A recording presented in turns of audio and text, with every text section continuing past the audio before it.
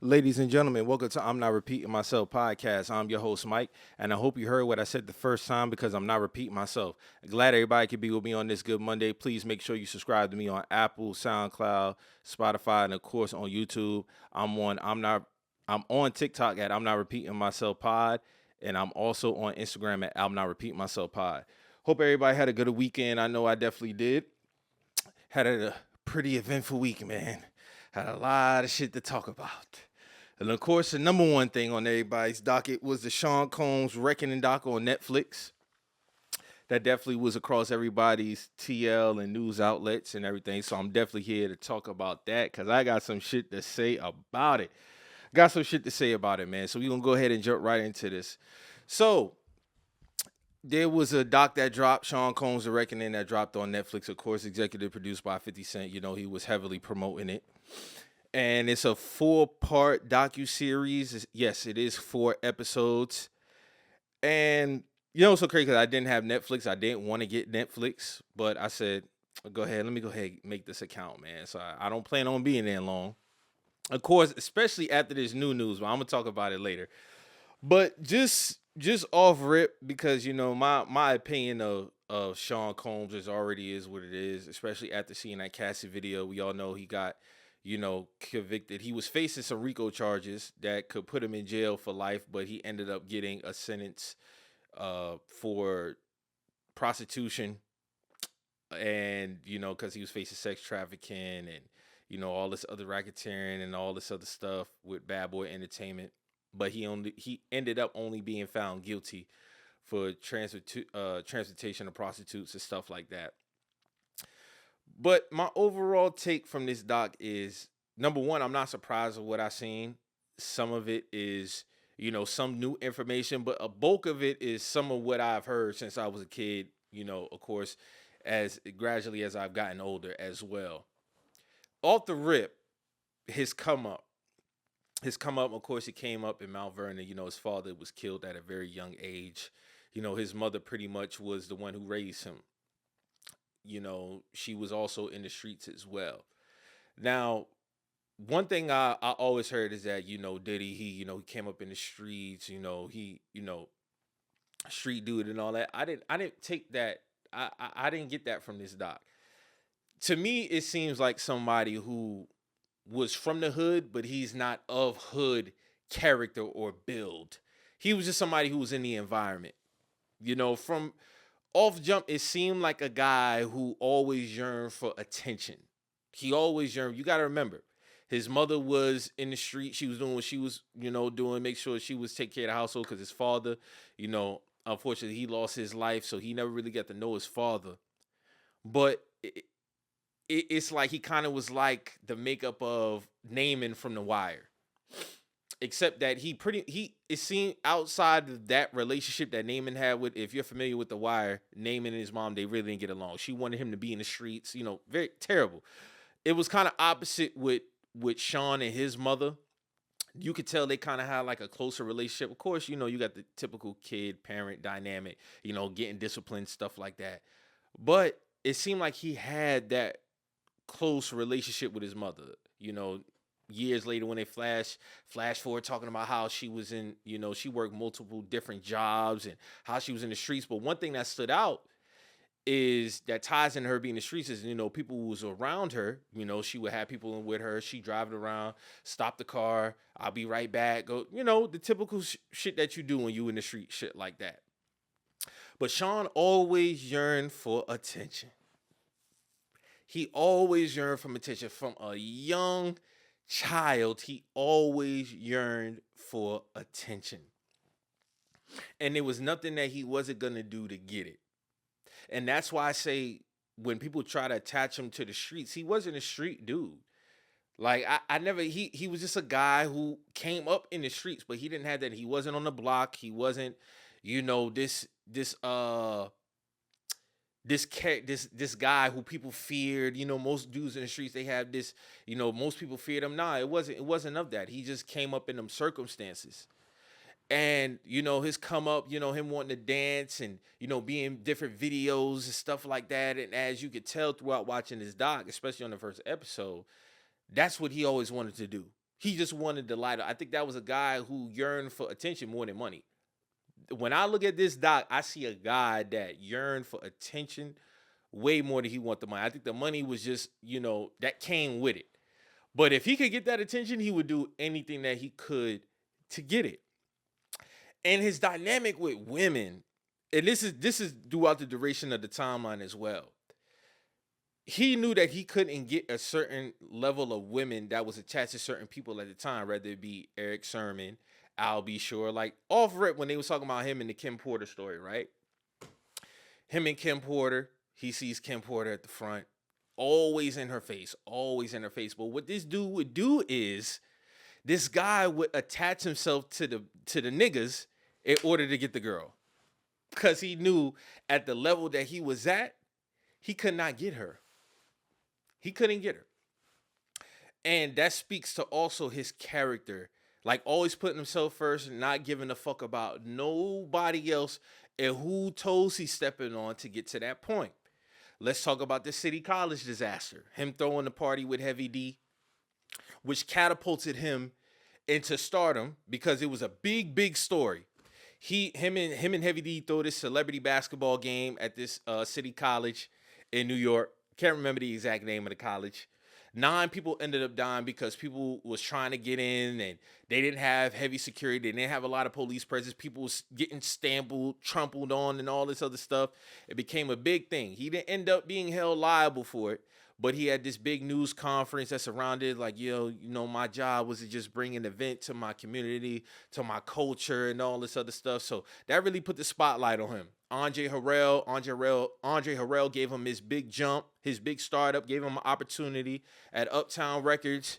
He gets Jodeci, he gets Mary J. Blige, and he's in charge of these acts. He's in charge of Jodeci, he's in charge of Mary J. Blige, comes out, does a great thing. But one thing that stood out to me is that it seemed like anytime tragedy happened and he was next to it, he somehow became bigger.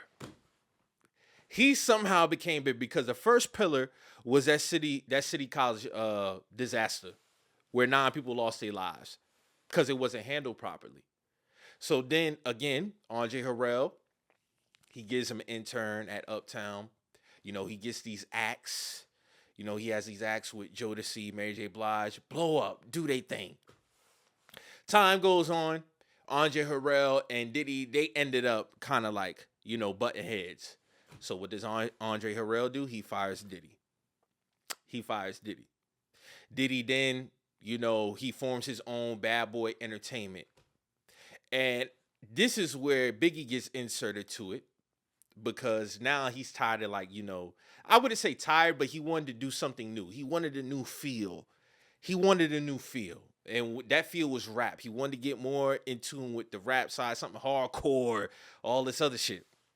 So even though he is doing this thing, he's doing great things with Jodeci. He's doing great things with Mary J. Blige. I think Christopher Williams. All the dope R&B acts from the late 80s, early 90s. Inserts Big. Big comes along, kick down the doors, automatically killing shit. Juicy premieres, I think summer of 1994. We all know what happens with Ready to Die. All that. Craig Mack, another rap act.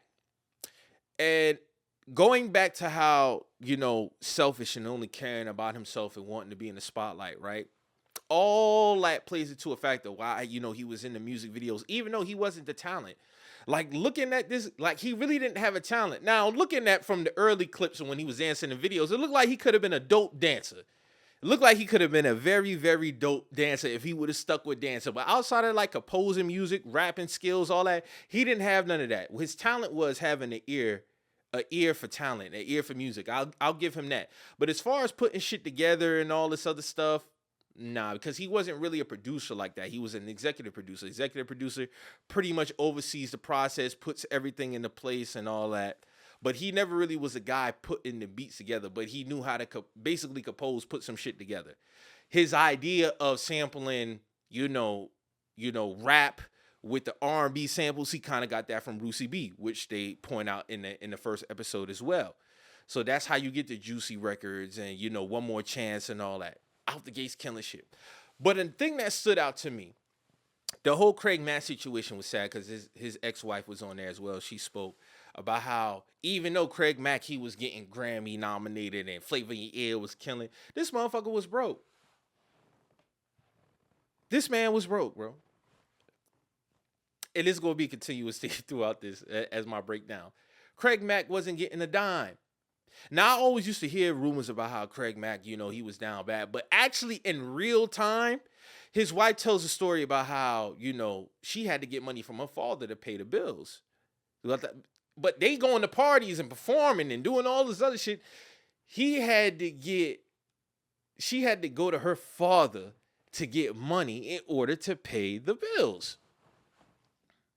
That shit was crazy to me. Shit was crazy.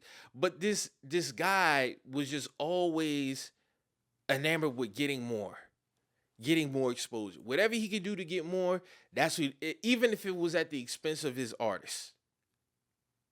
Now, people can say, granted, he still gave them an opportunity. Okay, cool, but at what expense? Your artists are not being taken care of. You out here, you giving bad contracts. Now, people will always want to lean on, that was the standard at the time. I don't really give a fuck about that because if you're doing right by people, you're not. She also said there was a time where she told Craig that, we need to get some money. Like, go ask him for some money. Pulls out a wad of cash and only gives Craig Mack like $100. Insane shit. So let's continue this fast forward. Bad Boys killing, Rise, of course, and all that. Tupac, he doing this thing. Now, this whole Tupac dynamic that gets inserted to this story, right? One thing I will say is that, of course, Biggie and Tupac was the face of this whole East Coast, West Coast shit. Now, one thing I will give Sean Combs, from my opinion and all the things I've heard over the years, I never felt like he had anything to do with, the death of Tupac and the death of Biggie. Now, do I feel like he has more accountability as far as what happened to Big? Yes, but I'll get into that into a minute. But when Tupac gets inserted, this whole dynamic of them not liking each other and all this other shit. Pac, of course, he goes to New York. He gets shot at Quad Studios and all of that. And, all of it entails of how Diddy might have been involved. But one thing I will say is, and people are not going to like it, it's not really a popular opinion, but Pac ultimately was his own demise. And the reason why I say that is because the way Pac was working, his work ethic was tremendous. But with that, he was also a hothead. He was like the real definition of a crash out. Like, of course, we all see the Mike Tyson fight. It comes. He runs down on the guy who allegedly took the chain for somebody within his crew, Orlando Anderson. They beat up Orlando Anderson. 4 hours later, Pac ends up getting shot. And I always said this. Pac would still be here if ultimately he minded his business that night. That's one of the things that I took from the doc that I feel like Diddy wasn't involved in. Of course, they all had the thing about, the Crips, they wanted $1 million with Keefe D and all this other stuff. But ultimately, I feel like Pac was the one who ultimately was his own demise. Like, because he was still supposed to be here. But I feel like had he just minded his business that night, he would still be here. Puff has never been investigated. He has never been charged with anything in terms of what happened and all this other stuff. Of course, they got Keefe D's docket, and, I think he's set to face trial next year. So, ultimately, if I'm wrong on it, I have no problem getting back on here. But I always felt like he never really had nothing to do with Pac dying. Big. Let's fast forward.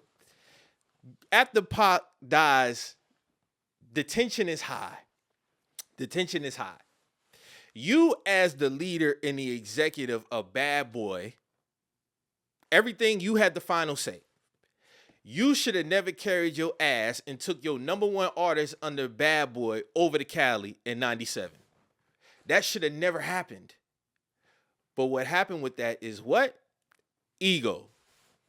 Ego is why he carried his ass over there. Because Puff ain't backing down from nobody. He don't want to make it seem like as if, oh, I can't do this, that, and the third, and all this other shit. Now he could say he was trying to, keep the peace. There was a part in there we talked about, he wanted to go on this basically this peace tour with Big, but it never panned out. But you, as the leader of Bad Boy, should have never carried your ass over to the West Coast during that time. Going back to Cali, because it's basically saying as if, oh, you think shit sweet over here. Because that's how the West Coast carrying. You got to think they just losing a prominent rap superstar that they hold near and dear to their heart. Less than 6 months, you bring your ass over here. And of course, they had one of the guys over there who was a former member of the Compton Southside Crips. Basically, he was cool with them, telling them like, "Hey, bro, like, what y'all doing over here? Like, dudes over here ain't carrying it sweet like that. Like, you got to be careful." But he wanted to go over there, and he wanted to promote the album, do his party thing, and throw parties and all the other shit. Again, attention, wanting attention. Big was supposed to go to the UK. Now, this is what I do believe. Big was supposed to go to the UK to promote Life After Death. Big lets the guy know, I can't think of his name off the top, but he pretty much pops out throughout the whole time of this doc, because he was one of the co-founders of Bad Boy. Right? So he says, Diddy calls him and says, basically, Big ain't going. But all Big was supposed to do was go over there for the award show, I believe. I think it was for the award show, promote the album, and then boom, go ahead and head back to the UK. He wasn't supposed to be there for no longer than 2-3 days, right? Probably not even 2 days. But allegedly, Diddy put the X on that. Sunday night comes, March 9th, he throws the party. And then, of course, Big, moments after they leaving the party, he loses his life. So that's one thing I will put on Diddy as far as being a leader, is that, bro, at no point in time, I think you should have laid low for at least 2-3 years after Pac died, as far as going over to the West Coast. Because, again, tension is high. They're not really feeling that. And then the East Coast, West Coast shit is still prominent. It's still brewing. They still mad about whatever the fuck happens. Now, in terms of everything, who wanted to hit on this and all this other shit, I really don't know. It's all left up to speculation. But I do hold him accountable, because that is the biggest rap star under your label, and the other biggest rap star at the time is gone. He's dead. There was no need for you to go over there. Now, if you wanted to just go to the award show, that's fine. But the fact that you felt the need to throw a party, I can understand why they would feel like that's a slap in their face, as if, oh, these niggas think we playing type shit.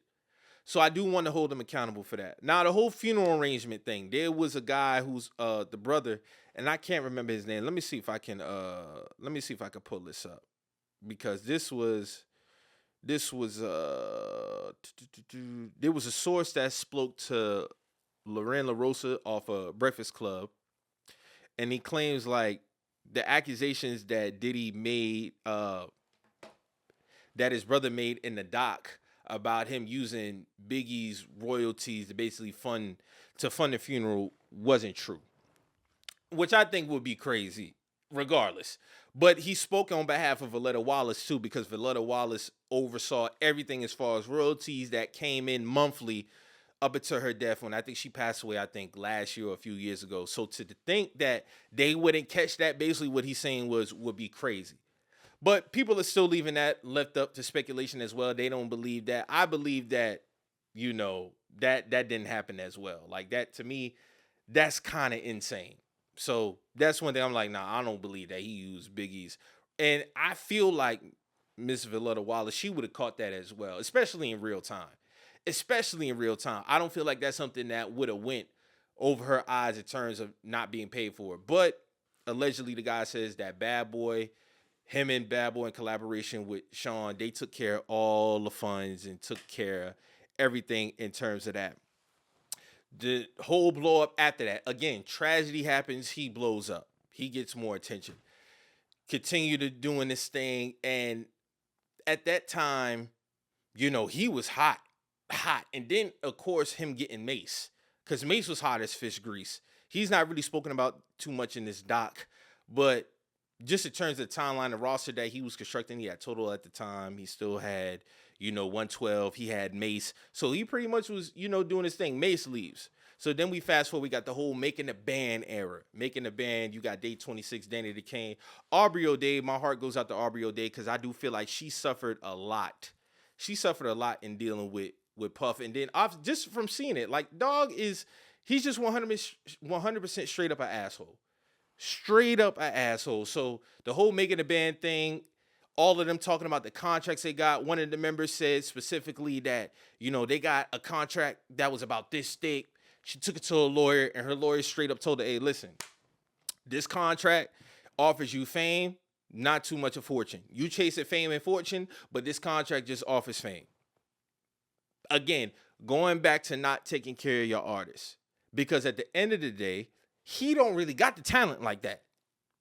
He doesn't really have the talent like that.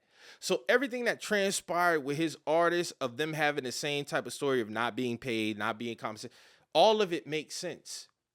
Because it's not surprising to me when you have a guy who's ahead of all these artists and he can't sustain 100. If Diddy didn't have none of these artists, he couldn't sustain on his own. He had other people writing for him. Mace wrote for him. Jadakiss wrote for him. Mark Curry wrote for him. All these other people wrote for him. His talent was just finding the talent. That's what he was good for. So all of that transpired with the making the band and how those bands didn't really work out. Not surprising. Aubrey O'Day, she going through the abuse that she went through, physical, emotional, sexual, and all that other stuff. All of that was not surprising to me. Insert Cassie. Again, this brings up the whole thing about wanting somebody else's girl. Because she was with Ryan Leslie. There's a specific scene in this doc where he's sitting in the studio with Cassie, Ryan Leslie standing right here. They listen to the record and he kind of on some, oh, well, you better like it type shit. Fast forward to the next session. Ryan Leslie no longer in the picture. And so crazy in real time, I never really even remembered Ryan Leslie being around Cassie. That's how quick that shit was. Because in real time, when I'm a kid, I don't ever really remember Ryan Leslie being around. So I'm thinking to myself, like, oh, he doing the same thing that he did with Kim Porter, Al B. Shore, and all this. The same fucking timeline because he can't get the girl. His come up was never the guy who the girls, they was throwing themselves at. Or, even if he had a little bit of swagger to himself that he would do. Like, he would do things like Dirty Mackin type vibe type shit. You know what I'm saying? But by the time he got the fame and the attention, that's a big crutch for him in terms of getting the women. Because at that time, Cassie, she young, she 19 years old, she coming to the game. This Diddy, he, legend. He's legendary status by this time. We talking 06, 07. So, of course, he can impose his stardom, his, look what I've done. He don't really got to say too much. So he comes in, he sweeps up Cassie, and then, of course, after I seen the Cassie video, my mindset was, and you know what else makes this such a dirty nigga is because when the allegations first came out and she filed a lawsuit, that nigga ran to Twitter so fast and dropped that statement about how, oh, all the allegations against me aren't true. I didn't do none of this, da-da-da-da. Video drops 2 months later. So, nigga, you lied off rip. So ain't no telling us what you may have been lying about. We all seen the video. We all saw what happened. Now, people can say that, Cassie was complicit and, she was down with all that. I don't believe that fully. What I believe, and I said this before, I believe at one point, Cassie, yes, she was down with the freak off. She was down with whatever was going. But at a certain point in time, you cannot agree to do that stuff no more. And I believe I saw that with her. Again, and age does play a factor because she was super young. She's 19, 18 years old coming into the game. It's new, it's fresh to her. But by the time you done hit year 3, year 4, and 5, and all that shit can bog down on you. I don't want to participate in this no more. And that's what I believe. And they did have one of the sex workers on there, but like, she approached him and, they was going crazy with all the sessions and all that. But one thing I never really believed is that Cassie was always complicit with what was going on. No, I believe at one time it became abusive. It 100% became abusive. And, it just continues to unroll unroll and, just basically leads up to where we're at now with him. So that's my whole timeline and my whole get up with this whole thing. Like even with Dirty Money, right? Dirty Money comes Kalina. She talks about how her incident, when she's trying to get her kids, she asks this nigga for $5,000. He says no. But then he turns around and asks her to make a statement on his behalf when he going through all the shit that he going through. And she does it because she really cares about him. She really loves this guy. She really loves him because that's when Dawn, she had her lawsuit and everything against him. And, this is when shit is really getting thick. So he was like, yo, like, can you make this? But when she asked him for $5,000, you couldn't give her $5,000. You couldn't get the girl $5,000 to help fight for her kids, but you could come back and turn around and ask this woman to please make a statement on your behalf. Again, not giving a fuck about nobody else, but when it's you need it off rip. Everybody's supposed to stop what they doing to accommodate you. But you couldn't help her with a case involving her kids. It's not like she was asking for $1 million. She asked for $5,000. Couldn't give her $5,000. I was like, bro, that's fucking insane, bro. You couldn't get a girl $5,000, but guess what? She still ended up making a statement on his behalf. Still ended up making, and it just goes to show, like, this guy is a real actor, man. He puts on a good show. Another thing that stood out to me, he rolling through Harlem. This is in present day. He rolling through Harlem. Jim Jones even popped up when they was at this one bar or whatever. He going around Harlem, shaking hands, shit like that. This motherfucker gets in the truck, talking about, yeah, man, I need some hand sanitizer. I've been shaking a lot of people's hands and, give a lot of people hugs and all this other shit. Put on a great front, because when he in front of these people, it's all smiles. Hey, man, how you doing and all that? Oh, good, all this other shit. Get in the car. Oh, I need to be submerged. I need to be submerged in hot water, like real hot water, so I can get all. He don't give a fuck about nobody, bro. He don't give a fuck about nobody. And people would ask, well, goddamn, how did they even get this footage? You know how they got this footage? He didn't pay the fucking filmmaker that he had around the time when he's because all of this is being shot 6 days before he gets arrested at his hotel. So a lot of this footage is from the present day footage is from September 10th leading up to September 16th when he gets arrested, 2024. But he didn't even want to pay the fucking videographer who was around him. Again, speaking to the theme, not taking care of the people around you. Not taking care of the people around you. You couldn't even pay the fucking videographer. So you know what the videographer did? He sold it to Netflix or whoever was involved. So I ultimately, I don't have no remorse for this guy, man. None. Zero. Like all of this lead up, it's not surprising because the theme of this is yearning for attention. He always yearned for attention, and he would do whatever it takes to get it. The money, again, just came along with it. But if attention was attached to it, he's gonna go for that first. Fuck the money. Not saying that he didn't love the money and everything that he was acquiring, because he definitely did. But that attention is number one, and attention is a nasty drug. That's a nasty drug. So now when you get a guy who's coming up, he gets attention, he gets the stardom and fame, he gets the money. At that point, he has a God complex. And throughout this docuseries, that's what you see. A guy who developed a God complex. A God complex. So, all of it leads up to, of course, they started talking about, all the people that had it, like Lil Rod, his assistant, Joy Dickinson early when she, allegedly was R-worded by him in 1991. All of it was a culmination of all the things that he did and, the people that he spoke to and all. Now, Lil Rod, one thing I'll say about this, Lil Rod, I feel like with him specifically, I feel like had he been paid, he would have been okay with whatever Sean had going on.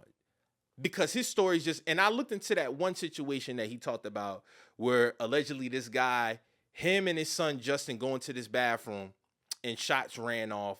Lil Rod goes into the bathroom after to help this guy. I read the police report. That shit didn't even line up. That shit did not align with what happened. So I take what Lil Rod say with a little grain of salt. Him is kind of like it's a little bit unbelievable for me with his accounts. His assistant Cap, her stories, with Kid Cudi and all this everything that she go through. I'm not discounting everything she might have went through because he is an asshole. I will give her that. But some of this stuff is like I don't understand how you can sit by and observe some of this and not get out sooner. You get what I'm saying? Like that's the only thing I take away from that. But ultimately, I believe a lot of what was in this doc. I believe a lot of it. The only thing I just I don't see that he had involvement with was the whole death of Tupac. Again, I feel like that was self-inflicted. I do feel like him being a leader of Bad Boy in terms of Biggie, he definitely should not have he should have made an executive call and not carried his ass over there. But that ego, man, that's a continuous theme throughout here. That attention and that ego is the makeup of Sean Combs. That's the makeup of him. I don't care how well behaved his kids are. That ain't got nothing to do with him. Because on the flip side, you got people who raise kids the right way and their kids turn out not to be shit. So that's not really moving me in terms of how well his kids may behave and all this other shit. This man at the end of the day is a straight up abuser, asshole, and the motherfucker who don't care about nobody else but himself. Point blank period is all I got from this doc, and I'm not surprised at it. And he's in the situation now because of all of those factors. And I believe in when somebody shows you who you are, shows you who they are, that's what you need to believe. Don't try to see nothing else. Don't try to see nothing else. All this, I was in a fucked up place. Like when he dropped the statement, the video that he dropped after the video with Cassie came out, I was in a fucked up place. Well, motherfucker, you ain't say that because when you dropped the statement, you said you ain't did none of that shit. So you only saying that now because you got caught. So ain't no telling else what's not on camera or what else was not, presented in this doc. Ain't no telling because you done lied before. So ain't no telling what else you done lied about. But I think it was a good doc. It was a good doc in terms of breaking down and covering who this guy was. And if you get a chance, you definitely need to check it out because it's really going to give you insight. And that whatever the opinion that you come to at the conclusion is your opinion. I believe again is somebody who's a straight up asshole, abuser, a wild freak at the end of the day. That's all. Who didn't give a fuck about nobody else, didn't care about his artists, none of that, because a lot of the artists would have nobody really has anything good to say about him. None of his former artists really have anything to say about him. And I remember hearing even as a kid, Biggie was trying to get away from him. I think after the Life or Death album, he wanted to either renegotiate or get the fuck away from him. So there's never really been no good things like said about him from nobody else for real. As a collective. You get what I'm saying? So if you get a chance, please, it's definitely worth the watch. Again, it's a full part series. It breaks down basically the whole timeline leading up from his startup up until now and what he's dealing with his whole legal situation and all that. But man, it's it still leaves some quite. Of course, people are gonna have questions about certain things that happened in the past, with Biggie and everything, but it gives a real good insight in the psyche and why he is who he is. So if you get a chance, and I'm gonna watch it again because I just wanna sit back and just analyze certain things, and it might be some things I missed that I might want to cover again. But it's definitely worth the watch. Shout out to the executive producers, everybody who put this together. 50, from a promotion standpoint, 50, he just has it out for they don't fuck with each other. But he's an executive producer, so he just basically oversaw the whole thing. He doesn't really have anything. He's not in this documentary at all. He's not saying anything. He's not talking about anything, none of that other shit. But it's definitely worth the watch, and you'll really get a good insight of who this guy is and everything that leads up to, ultimately why he's in the situation that he's in now. So that's that on that. Again, check that out on Netflix. It's Sean Combs, The Reckoning. So moving on. He had some new music drop from The Game. It was supposed to drop last week, so I don't know what happened. It got delayed. But The Game dropped the Gangsta Grills with DJ Drama and Mike and Keys. Shout out to them, man. It was called Every Movie Needs a Trailer. So I'm gonna salute Game because every time Game drops, man, he drops some good shit. He drops some dope shit.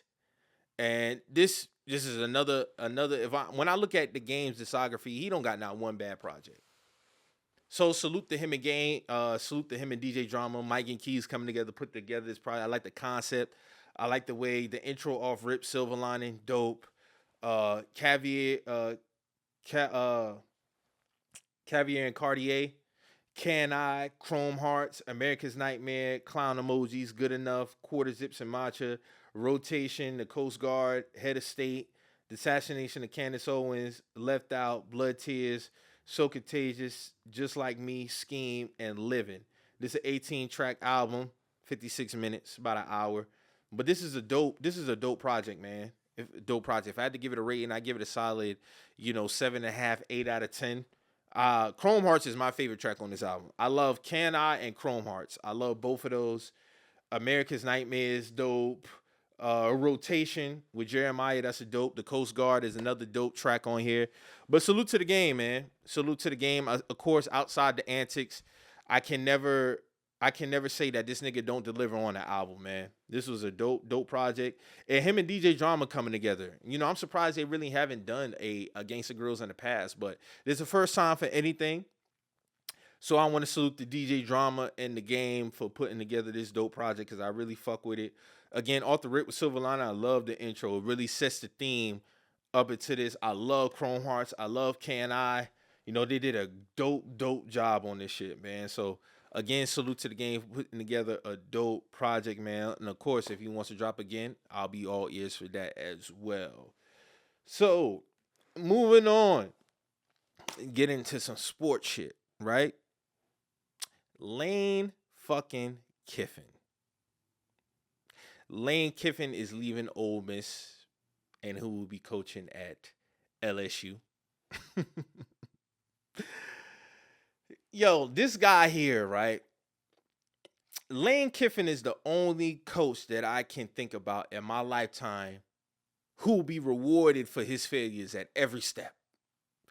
Every single step, Lane Kiffin will be rewarded for his failures. This guy, since I've been a kid up until now, he had a startup, and the one thing that stands out to me is just this right here. I don't have a problem with Lane Kiffin, choosing to go to LSU, right? That's not really my issue with dude. It's how he's treated at every stop throughout his career, right? So this is where I first remember him, right? I remember Lane Kiffin's startup at USC. Like he was a tight ends coach in 02. He became a wide receivers coach. 04, still a wide receiver coach. 05, 06, Reggie Bush, and he's under Pete Carroll and all that. He doing this thing. They damn near almost a dynasty. They almost won back-to-back natties, but they lost to Texas in 06, right? He becomes OC. This is where shit starts to get funny for this dude. So in 07, 08, he's the new kid on the block. This like on some John Gruden type shit, like how John Gruden got his start up in Oakland. He becomes a head coach of the Raiders, drafts DeMarcus Russell. That shit is a shitstorm. He don't pan out. 09, he goes to Tennessee. He ain't there for 45 minutes. He ain't there for 45 fucking minutes. He ain't there for 45 minutes. He leaves Tennessee. He goes to USC. He's at USC for 3 years. Leaves there. No, I think he got fired. I think he got fired from USC. If I'm not mistaken, he got fired from USC. He goes up under Nick Saban, right? He becomes an OC at Alabama for about 3 years, right? Leaves there. He goes to Florida Atlantic to get his head coaching startup back up again. And so then he leaves Florida Atlantic after 3 years. He gets a job at Ole Miss. He's there at Ole Miss from 2020 up until this year, 2025.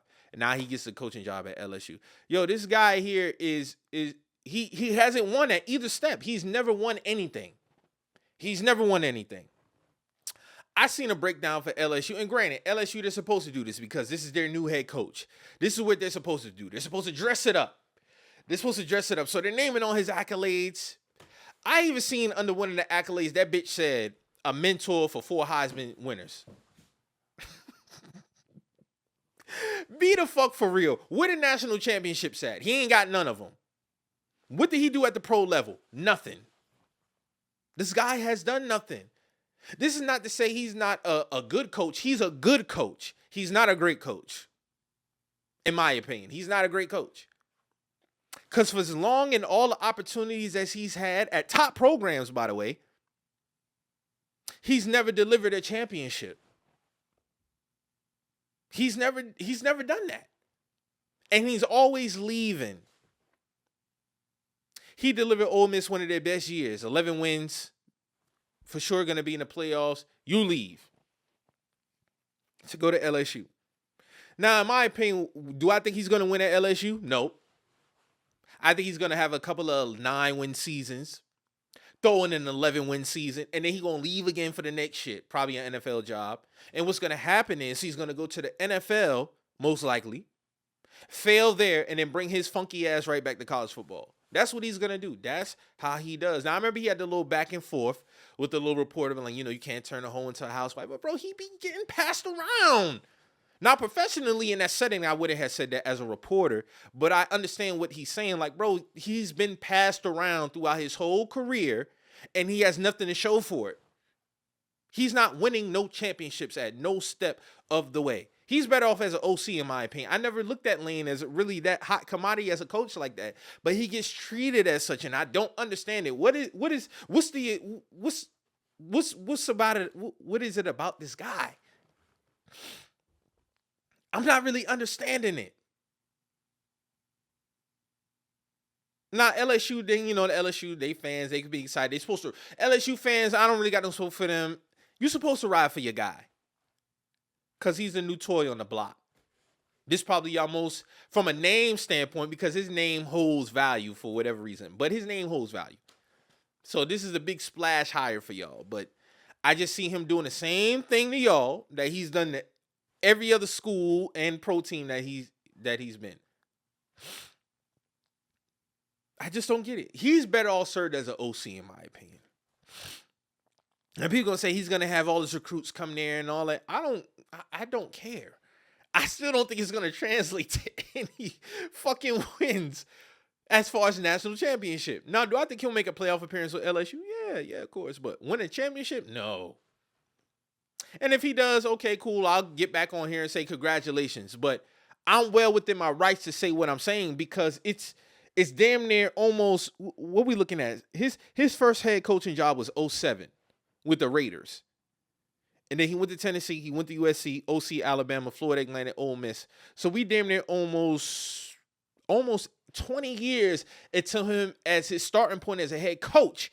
And he has nothing to show for it.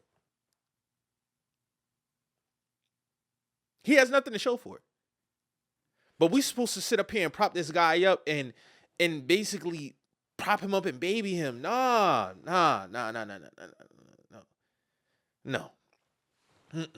I'm not rolling with that. I'm not rolling with that guy. I don't see the vision with him. Again, LSU, it is what it is. I don't have no pushback for nobody who defended Lane Kiffin if you're an LSU fan. This is simply my opinion. I just don't see it with the guy. I don't think he's going to pan out with y'all. I don't see it. I just don't see it, bro. I don't. But it's going to be interesting to see how this... And he knew he was going there, so I don't even know why he dressed up his departure the way. That's another thing, too. Attention seeking, my nigga. It's something I have to think about. Motherfucker, you knew you was leaving as soon as that job got vacant and Brian Kelly got fired. You was never staying at Ole Miss. And this is nothing wrong with coaches leaving. This is an isolated situation, so I'm specifically talking about Lane. The way it's been marketed, the way it's been dressed up, I don't got to fucking cater to this guy, man. People talking about Ole Miss should be thankful. Thankful for what? Ultimately, bro, bring a championship here. You was already here since 2020. What should we be thankful for? Oh, thank you. You gave us our 11-win season. Thank you. Appreciate it. But to act like they supposed to bow down to this guy, man, fuck out of here, bro. Stop it. Stop it. Enough is enough. Enough is enough, bro. I don't have to do that. And Ole Miss don't got to do that, bro. And the thing is, he could have handled it better, my nigga. Like, bro, at least, I think you should at least finish coaching, my nigga. It's like, but he was so horny to get the fucking job. He interviewed during, like, you interviewing during the season. You just made the playoffs. I feel like that's distasteful. That go for any coach. This ain't a Lane thing. I think that's just distasteful. When you interviewing for a job while you're on the cusp of the playoffs, it's kind of like, bro, at least finish the fucking season first, my nigga. The job ain't going nowhere. And if they want you, they'll wait for you. If they want you, they'll wait for you. They'll wait for you. So that's really all I got to say about that, because that shit there is just ridiculous, my nigga. Niggas doing a lot for this guy, man. He's just doing a fucking lot. So moving on. Chris Paul. This shit here. And this Craig, I just was giving Chris Paul his props last week as far as his retirement. He announced his retirement. But the Clippers said, bro, you ain't flying back with us. Now that's fucking crazy, because that's literally what they said. They said, bro, I just got told that I'm being sent home. Yeah, like this nigga wasn't even allowed to fly back with the team, bro. So there's a whole bunch of rumors circulating as to why, Chris Paul, he basically was, his presence was too much. He was, basically, hard on the players. Like, him and Ty Lue didn't get along. Kawhi and James Harden, they was getting tired of him being like, judging the players, getting on them when he's not really holding up his end as far as a player. So let me break this down from my perspective. Chris Paul arguably is the greatest Clipper of all time. Do I believe he should have stayed on the team till the end of the season? Yes, I do. Do I understand why, he could have, rubbed players the wrong way, including Ty Lue? I understand that as well. But I still think he should have been able to end the season. Now, a lot of people are saying if you're not who you used to be, you got to kind of tone that down. And I understand that. But not to the degree where you release the guy. Because, he announced his retirement. It was going to be his last year. Just at least let him finish it out. I feel like everybody could have came to the table, had a conversation, had an understanding. Hey, listen, Chris, we understand you passionate. You want to be the vocal leader. But I need you to dial it back some. Just dial it back some. Because the fact of the matter is Chris Paul isn't what he used to be as a player. And the Clippers are a shit show right now. So, yeah, you do got to kind of tone it down. But you do need a veteran presence on every team. And you being a veteran don't mean you got to be who you used to be as being a vet. Meaning what you was in 2018 or 17, you don't necessarily got to be that today in 2025 to be a veteran presence on the team. So I won't subscribe to that, because a lot of people saying, oh, if you're not who you used to be, shut the fuck up. I don't subscribe to that. I feel like if you're a veteran on the team and your play has downgraded, you still can have a voice on the team because you've been there before. That's the thing. You've been there before. So your voice does matter. So I do kind of feel for Chris Paul from that standpoint. I do. But Chris Paul has also carried a reputation throughout his career of not being liked. That's what I know. Chris Paul there's not too many people who vouch for him as far as his persona. Chris Paul has a reputation of being an asshole, being annoying, doing certain shit. Some of his play on the court can be asshole, like, the way he draws certain fouls or how he initiate fouls and how he talk to certain people and shit like that. So his persona doesn't really help him in this case. And as to why a lot of people have the opinion that they have of this whole situation. So that shit there was crazy, because I ain't never seen no shit like that. I was like, God damn, bro. Like, they just told you I want to know what really did it in terms of the actual last act. That's all right, bro. That's it. Lawrence Frank, he spoke out. He said Chris Paul's not really to blame for why the Clippers are where they are, but it just didn't work. But for him to not get his final lap, I want to know really what really was the final straw that said, this motherfucker gotta go.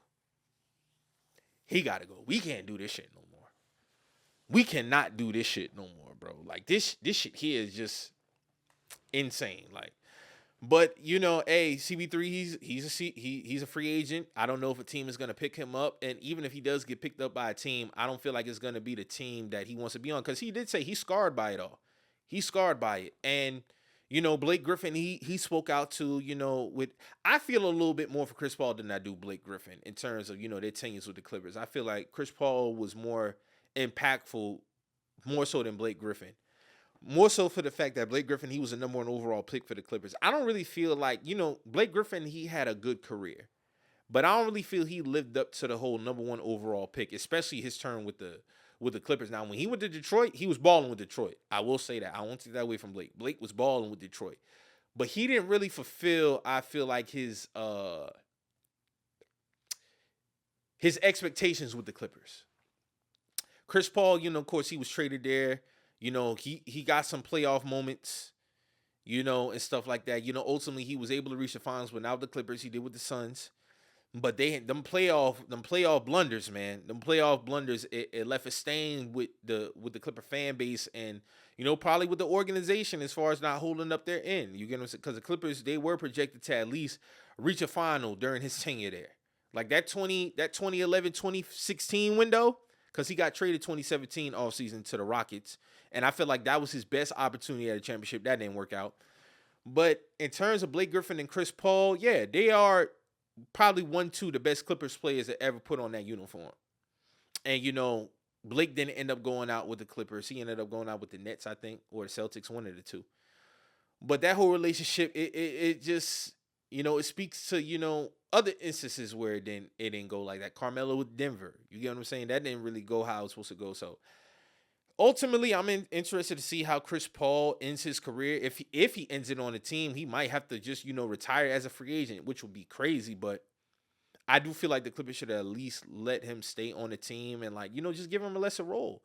You get what I'm saying? If you didn't want to play him no more minutes, that's fine. But, have a conversation with him in terms of, his vocal presence in the locker room and shit like that, kind of dial it back. I don't know if they did have that conversation. They did, and it didn't work out. This was their last resort, but that shit was insane, bro. So, hey, Chris, man, hey, I do kind of feel for you, dog. I do. And I didn't want to see him go because regardless of the fact, Chris Paul is one of the best point guards this game has ever seen. That's a fact. Arguably top 5 ever. Without a doubt, top 10 point guard ever. So, yeah, man. Hey, that's tough. So moving on, man. Moving on. Championship weekend did happen. Championship weekend is here. We had the ACC championship, the SEC championship, the Big Ten championship. We also had, what else we had going on? I'm missing one. You had a couple of the American Championship where a couple of teams in there are looking to make the playoffs with James Madison and Tulane. But you had the big dogs. You had the Big Ten Championship, the SEC Championship, Big 12 Championship, ACC Championship. So, of course, by the time this air showed, the playoff bracket would already be announced. But we had some good game. We had a great game with Indiana and Ohio State. Shout out to Indiana. I didn't have y'all winning that game. Salute to y'all for handling the business versus Ohio State, 13-10. Their defenses 100% showed up. Both defenses showed up. But ultimately, Mendoza, who's like a Heisman front runner, and again, I'm not counting the Heisman Trophy this year. I'm putting an asterisk by it. Again, I stand by what I said a couple of weeks ago. This is one of the worst years we've had for a Heisman race, and I stand by that. But Mendoza, he made a big throw on third down to pretty much seal the game. Ohio State's kicker missed a 26-yard field goal to tie the game with like 2:50 left. Insane. 26 yards. He yanked that shit wide left. I was like, what the fuck? But Indiana, they win the Big Ten championship. They beat Ohio State for the first time since like 1987, so salute to them. Georgia put belt to ass at Alabama. Now, I thought this game was going to be a toss-up because the line was at 1.5, favor to Georgia, but I didn't see Georgia dominating like this. But off rip, turnovers. Ty Simpson was the quarterback who delivered the turnovers. Now, early, both defenses, now I will give Alabama's defense, both defenses showed up. Alabama defense did as much as they could, but Georgia was the one who was able to generate the turnovers. They got a pick early, and they got a block punt early that put them up 7-0. So that already pretty much set the tone off rip. They was able to run the ball pretty well against Alabama as well, but Ty Simpson did not show up really. 19-39, 212. Frazier from Georgia, 13 carries, 50 yards. I think them as a team, they rushed for, let me see. Rushing yards, they rushed for 141 yards. They held Alabama to -3 yards rushing. That's fucking insane, bro. That is fucking insane. But, ultimately, Gunnar Stockton, he had 3 TDs, but that was due to a lot of the times of run game and the defense putting him in great position. So he pretty much managed the game. I'll give him that. A lot of screen passes. A lot of screen passes. Shout out to Branch from Georgia. He had a pretty good game. But yeah, it was pretty much belt to ass for Georgia in terms of that. So I'm interested to see Alabama. I still think might make the playoffs. They got 3 losses, so they're on the bubble with Miami and Notre Dame. They're pretty much saying which team is more deserving of making it. So we'll have to see how that goes. Texas Tech belt the ass to BYU. 30-47. They defense showed up. Shout out to Roberts. He did his thing. Guy had two big interceptions. They handled business. Duke, they upset Virginia in the ACC championship, which I'm not surprised. A lot of people had Duke winning that game. They won 27-20, but Duke ain't gonna make no champion. They're not gonna make the playoffs, even with winning the ACC championship. So, again, salute to everybody who handled business in championship weekend. Salute to Indiana again, because I did not see that happening at all. I did not see that happening.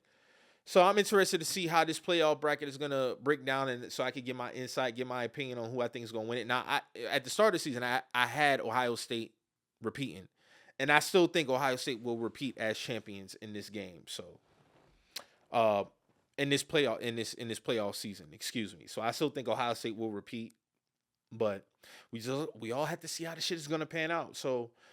That's pretty much all I got, y'all. That's pretty much all I got. Again, I want to thank y'all for tapping in with me, checking in with me as usual. Again, please make sure that y'all tapping in with y'all goals. Y'all locked in. We towards the end of the year. We coming in 2026. Don't do this new year, new me shit, and you not really doing what you're supposed to be doing. Get your ass in the gym. Again, like I always say, get your ass in that gym. Handle your BI. Make sure you're on top of your health. Make sure you're on top of your mental health. Make sure you're doing what you're supposed to do. Chase some goals, and ultimately, always be safe. So like I say every week, man, this is I'm Not Repeating Myself podcast. I'm your host, Mike, and I hope you heard what I said the first time, because I'm not repeating myself. I'm out.